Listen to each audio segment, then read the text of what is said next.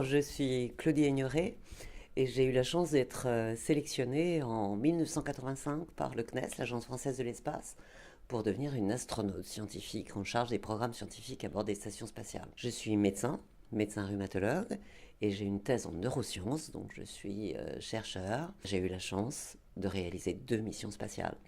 La première, c'était en 1996 à bord de la station Mir, et puis la seconde en 2001 à bord de la Station spatiale internationale, qui est toujours en orbite aujourd'hui, mais au tout début de sa construction, quand c'était encore, je dirais, un embryon de station spatiale.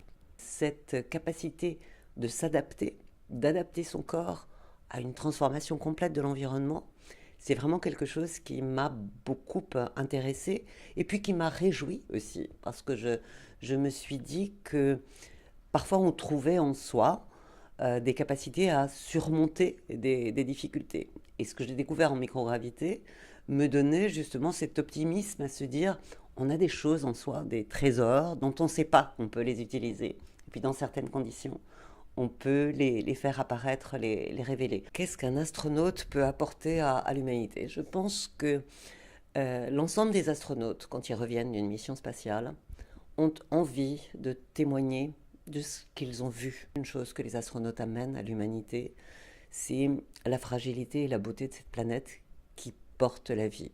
Je crois que c'est un premier point important. Ensuite, en ce qui me concerne plus personnellement, et j'en ai souvent le témoignage quand je fais des conférences, quand je suis sur les estrades pour parler, c'est de se dire que parfois ce qui est un rêve, un désir très fort, peut devenir une réalité.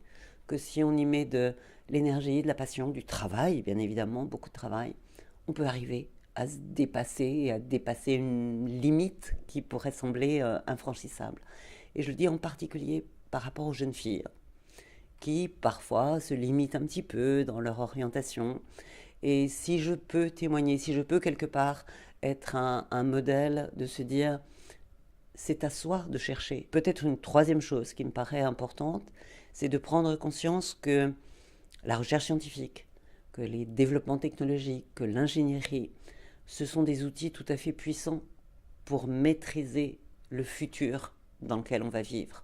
Ces missions spatiales, que ce soit les grandes missions scientifiques, automatiques, on va lancer bientôt une sonde vers Mercure, une sonde vient de partir vers le Soleil, ou le travail en coopération dans la Station spatiale internationale, eh bien ça montre qu'on peut travailler ensemble, même si parfois, politiquement, économiquement, il y a des problèmes entre les différents pays qui contribuent à cette exploration. Et l'exploration, c'est ça aussi. C'est de l'inspiration, c'est de la technologie, de la recherche, mais c'est aussi la capacité de travailler ensemble pour le meilleur de l'humanité. J'ai eu la chance qu'effectivement, autour de moi, personne ne dise « mais c'est pas pour toi, c'est quelque chose d'impossible ». Non, j'ai été accompagnée. Donc c'est ma famille, ce sont mes amis, ce sont mes collègues de travail, comme médecin rhumatologue à l'hôpital Cochin, qui ont cru en moi.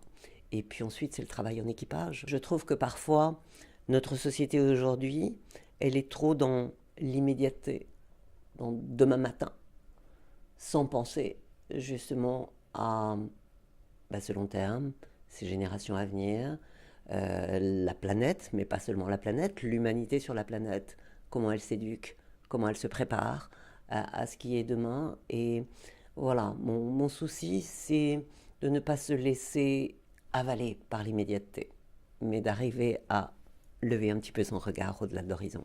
Pour la jeunesse, j'aimerais lui dire rêvez demain, ayez des envies.